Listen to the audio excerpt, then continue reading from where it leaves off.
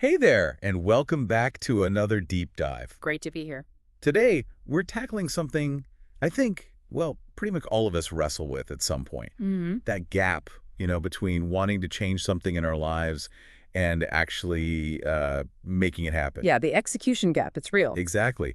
We're going to dig into why some folks seem to just level up while others feel kind of stuck. And crucially, how those really small, maybe seemingly insignificant steps can actually be the biggest drivers of change. Totally. Our main source today is a really insightful episode from the English Boost podcast. It's called Small Steps, Big Change with Jenna and Leo. Right, and even though their context is English learning, the principles they discuss about change, they're universal, really fundamental stuff. Absolutely. So our mission here is basically to pull out the actionable bits, the surprising insights about how change works, and give you a shortcut to understanding it. Kind of filtering their conversation for those core truths you can apply anywhere. Yeah, so have you ever looked at someone who's made a big shift and just thought, how? How did they actually do that? That's a great question. What is that difference maker? That's what we're getting into. Okay. Okay, so where do Jenna and Leo kick things off? They jump straight into the roadblocks, right? Oh. The things that stop us. They do. And the first big one they tackle is fear of failure. Ah, yes. Classic. That feeling of, what if I try and it just doesn't work out? It's incredibly powerful, that fear. It can genuinely paralyze you before you even take step one. But I love the flip they put on it. Okay, but what if I try and I actually succeed? Such a simple but profound reframe. It changes the whole energy around the attempt. And they make the point that failure isn't, the end. It's usually just data, part of the process. Absolutely. It's feedback. Yeah. You learn, you adjust. That's how growth happens. It's not about avoiding failure. It's about learning from it. Okay, barrier number 2 they mention. Mm. Just not having a clear direction. That feeling of being lost. Yeah, wanting change but having zero idea where to even start. Or worse, waiting for the perfect foolproof plan to magically appear. Right. Which, let's be honest, rarely happens. Almost never. That search for the perfect plan can just become another way to put things off.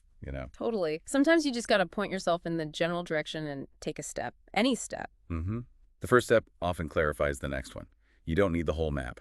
Then they hit on something maybe a bit more subtle, but just as damaging. Negative self-talk. Oh, definitely. That internal monologue. Like Jen's example, I'm just bad at languages. Or thinking, I can't do this, I always mess up.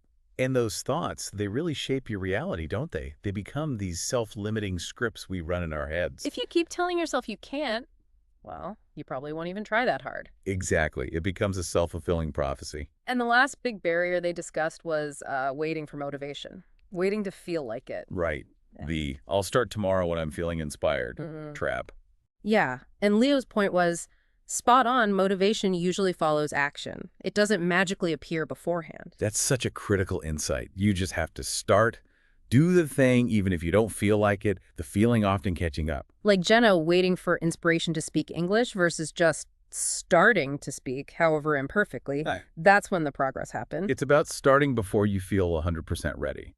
Because Yeah. you might never feel 100% ready. Okay, so you've got the barriers. Fear, no direction, negative talk, waiting for motivation. Now the good stuff, the solutions, Right. How to get unstuck. and their main focus, it really comes down to the power of small, consistent habits. They talked about the 1% rule. Yeah, the idea that getting just 1% better each day doesn't sound like much, but the compounding effect over time is huge. Like saving small amounts of money regularly, it adds up. Exactly. Or practicing a skill for just a few minutes daily. Over weeks and months, that accumulates into real improvement. They also brought up James Clear's atomic habits, which I love. That idea that your habits literally shape your identity over time. It's powerful because it shifts the focus from massive, overwhelming changes to these tiny, repeatable actions, things you can actually do. And that's the key, isn't it? Making it doable. Less intimidating. Much less intimidating, which means you're more likely to stick with it.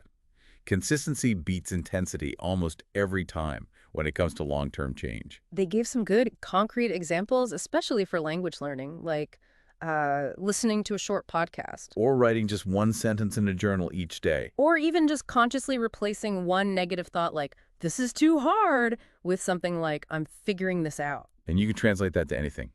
Fitness, a 5-minute walk, learning guitar, play one chord. Make it almost ridiculously small to start. So easy you can't say no. Precisely. Lower the barrier to entry as much as possible. I liked that story they shared about the listener who learned English just by watching one short video daily. Yeah, no complex system. Just that one simple, consistent action. It just shows that showing up consistently, even in a tiny way, adds up more than you'd think. Slow and steady. It really underscores that consistency is the magic ingredient, not grand gestures. So, seriously, for you listening, what's one tiny, almost too easy habit you could start today? Just think about it. That could be your starting point. Okay, so habits are crucial, but Jenna and Leo also really emphasize something else that underpins all of this: your mindset. Right. The way you actually think about challenges and your own abilities. They talked about growth mindset versus fixed mindset. Can you unpack that a bit? Sure. So a fixed mindset is basically believing your talents and intelligence are fixed traits. You've got them or you don't. Like, I'm just not a math person. Exactly. Whereas a growth mindset is the belief that you can develop your abilities through effort, good strategies, and learning from mistakes. So I'm not good at math yet, but I can get better if I work at it. Precisely that. And that fundamental difference in belief hugely impacts how you react to difficulty. With a fixed mindset, a challenge feels threatening. Failure means you're just not good enough. But with a growth mindset, challenges are opportunities to learn. Failure is just feedback, a chance to improve your approach. It changes everything. They also mentioned something called the reticular activating system, the RAS. Sounds technical. It does, but the concept is pretty simple. Think of it like your brain's filter or search engine. Okay. It filters the massive amount of sensory information coming in and highlights what it thinks is important based on your focus, beliefs, and what you tell it to look for. So if you're focused on opportunities, you start seeing them more. Pretty much. Yep. And that's where things like affirmations and visualization come in. They're not magic, they're ways of programming your RAS. So if you tell yourself, I'm getting better at speaking up in meetings, your RAS starts looking for tiny bits of proof that support that. Exactly. It starts noticing those small wins you might otherwise ignore. It primes your brain to see evidence of progress. That makes sense. They listed affirmations, visualization, also practicing gratitude. Right. And these aren't just fluffy ideas. They're practical tools to consciously direct your focus and over time actually rewire how you perceive things, It helps you build that belief, that internal evidence that you are changing. which fuels more action, creating a positive cycle. Okay, another really important point they made, and this one hits home for me sometimes, is getting stuck waiting for perfection. Oh, the perfection trap. Yeah. That need for everything to be just right before you even start, it can stop you dead in your tracks. Absolutely. It becomes the ultimate excuse for procrastination. I can't start until I know exactly how or until I'm sure I won't mess up. Leo talked about that with his English, right? Waiting months to speak because he wanted to sound perfect immediately. And realizing that was completely holding him back. The progress only started when he just started talking. Mistakes and all. Which proves that point. Progress usually comes before confidence. It really does. You build Yeah. confidence by doing the thing, not by waiting until you feel confident to do it. The competence comes first, then the confidence follows. And Jenna's mantra was brilliant. Done is better than perfect. Such a powerful phrase. Just get it done, get started. You can refine later. It's about releasing that need for flawlessness, especially at the beginning. Just take the action. Imperfect action beats perfect inaction every single time. Get the ball rolling. Okay, let's shift focus slightly. Something maybe less obvious, but really impactful. Our environment. Ah, yes, the influence of our surroundings. Hugely underestimated. Jenna and Leo really drove home how much we absorb from our environment, the people, the content we consume. It's true. We tend to unconsciously mirror the attitudes, beliefs, even the energy levels of the people we spend the most time with. They contrasted being around negative, unmotivated people versus being in a circle that's positive, supportive, ambitious. The difference is palpable, isn't it? Yeah. One can drain you and reinforce limitations. The other can genuinely lift you up and make you believe more is possible. It's like energy is contagious. Very much so. A supportive environment provides encouragement, accountability. Sometimes just seeing others strive makes you want to strive too. And it's not just people, right? They also talked about the media we consume. Absolutely. Books, podcasts, social media. What you feed your mind matters. Are you consuming things that inspire and educate you, or things that bring you down or make you feel inadequate? So the practical advice was to be intentional about it. Right. Curate your environment, follow inspiring people, join supportive groups or communities, limit exposure to negativity. It's about actively shaping your surroundings to support the person you want to become. It's a proactive step. Hmm. Don't just let your environment happen to you. Design it to help you thrive. Okay, let's loop back quickly to motivation, because it's such a common sticking point. That feeling of, I just don't have the motivation right now. We already established that action often comes first, but they offered a really neat trick for just getting started when inertia feels strong, the 2-minute rule. Yes. I love this one. It's so simple but effective. Explain it again. The idea is to break down any task or goal into an action you can do in 2 minutes or less.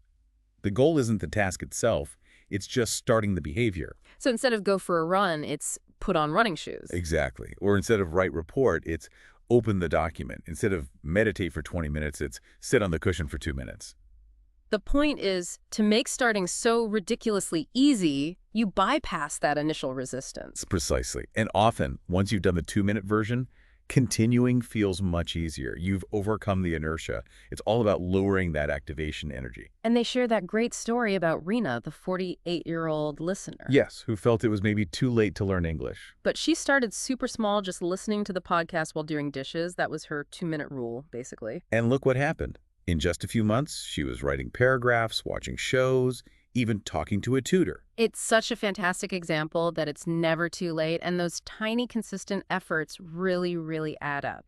Her story perfectly captures the essence of it all. Small steps, consistently applied, lead to significant change no matter where you start. All right, so putting this into practice, Jenna and Leo actually gave their listeners a challenge, a 3-day confidence kickstart, which I thought was cool. Yeah, a really practical way to just dip your toe in the water. So here it is, if you want to try it. Day 1, just write down one tiny goal, like learn 5 new words or walk for 5 minutes. Super achievable. Keep it small.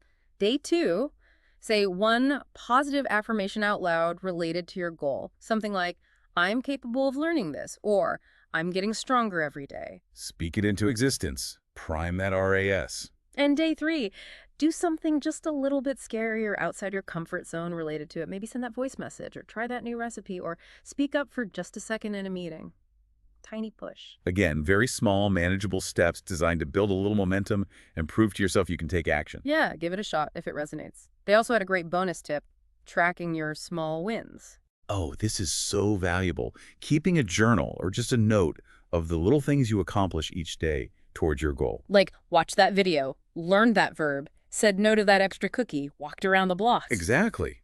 Because individually, they seem tiny, but when you write them down and look back after a week or a month, You actually see the progress. You see the accumulation of effort. it provides concrete proof that you are moving forward, which is incredibly motivating, especially on days when you feel like nothing's changing.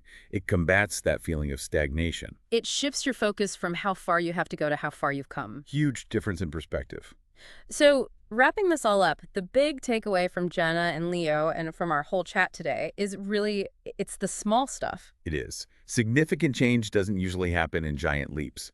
It's built brick by brick with those consistent, small, daily actions. And remembering that this is possible for you. Wherever you are right now, whatever you want to change, you can make progress. Absolutely. It starts with identifying maybe just one tiny habit, nurturing that growth mindset we talked about, and just taking that first imperfect step. You really are capable. You're growing. Even when it feels slow, you're improving every single day. So maybe take a moment right now, just for yourself. What's one tiny change inspired by anything we've discussed that you could actually start? Well, maybe right after this. Doesn't have to be huge. Remember, smaller is often better to start. Think about one area where these ideas could really make a difference for you. We really appreciate you tuning in and diving deep with us today. Yes, thank you for your time and attention. Hopefully this gave you some useful things to think about, maybe some tools to try out. All right, well, I think that's a wrap for this one. Hopefully you're feeling a bit more ready to tackle those changes. Thanks again for joining us. Keep taking those small steps. They genuinely add up over time.